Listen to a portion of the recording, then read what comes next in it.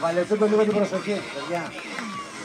Έχουμε την τιμή αυτή τη στιγμή να έχουμε κοντά μας τον Δήμαρχο Πρέβεζας, τον κύριο Βαΐλη, τον Αντιδήμαρχο Πρέβεζας, τον κύριο Ροπόκη, ο οποίος η καταγωγή του είναι και από το χωριό που το βράδυ θα ξεφαντώσετε. Έχουμε τον Αντιδήμαρχο της Σπάργας, της όμορφης Σπάργας, η οποία δεν απέχει πολύ από εδώ, τον κύριο Πίλια. Θα μας ευχηθούν και αυτοί καλά παιχνίδια, έτσι. Μην ξεχνάτε όλοι, παιδιά, Βαλετούν το ράκετ. Εάν δεν υπήρχε ο Λάκης ο Σόης, δεν θα υπήρχε τίποτα. Πρέβεζα 2012, παρακαλώ.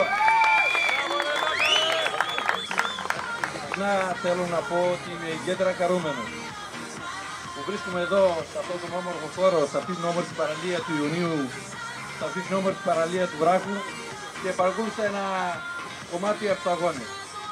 Θέλω ειλικρινά να σας ευχαριστήσω όλες και όλους, τους αθλητές και τις αθλήτριες που συμμετέχουν σε αυτούς τους αγώνες, αλλά και τους συνοδούς, αυτούς που συνέβαλαν να γίνουν αυτοί οι αγώνες, και να πω ότι πάνω απ' όλα υπηρετούμε τον αθλητισμό, και ο αθλητισμός, όπως ξέρετε, είναι χαρά, είναι διασκέδαση, είναι διάκριση, είναι επιτυχία.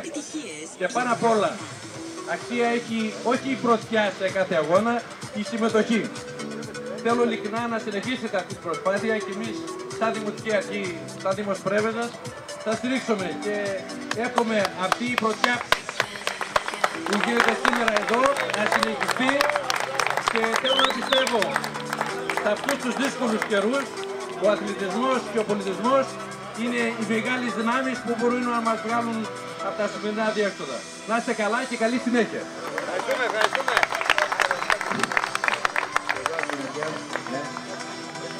Καταρχάς θα ήθελα να δώσω ένα χαιρετισμό από τον Δήμαρχο Πρέβεζας, τον κύριο Θανάση Λιόλιο, λόγω κολλήματος δεν μπορούσε να παρευρεθεί.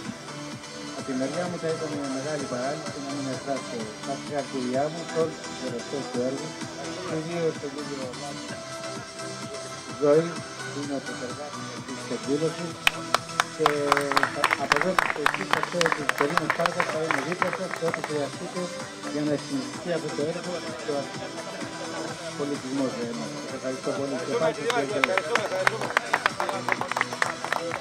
να συμπληρώσω λοιπόν, να σας χαιρετήσω. Πάνω απ' όλα θα σας δώσω συγχαρητήρια όσον αφορά, διότι δεν είμαστε όλοι σε όλα τα αθλήματα, παιδιά. Εδώ στην Ελλάδα έχουν γίνει και λάθη στον αθλητισμό.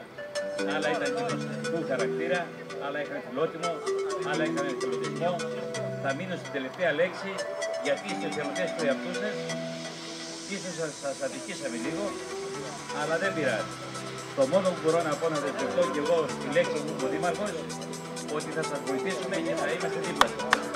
Και ένα άλλο παραπάνω, τυχαίνει να είναι διαχειριστής σε αυτό το τομέα, τυχαίνει να καθίσαμε στο ίδιο χωριό με κάποιον από εδώ που είναι δίπλα μου, αλλά καταστράφηκε και αυτός όπως εγώ. Οπότε γι' αυτό επειδή εδώ στην Πρέβεζα. Τώρα δεν τι θα πάτε. Να είστε καλά και ευχαριστούμε.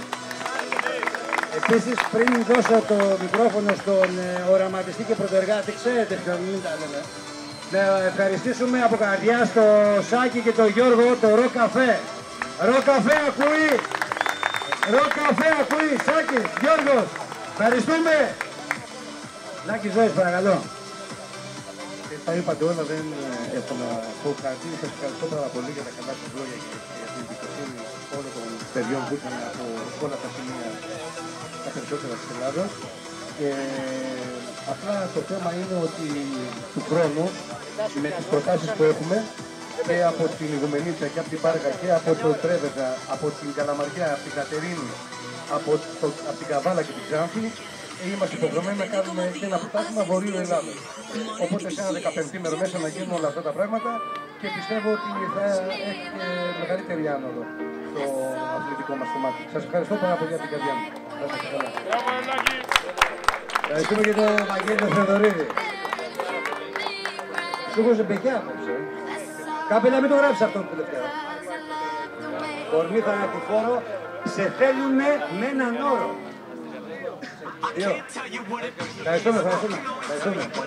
Ευχαριστούμε πολύ. Ευχαριστούμε για τη στήριξη. Να τη ζωή. Ευχαριστούμε πολύ.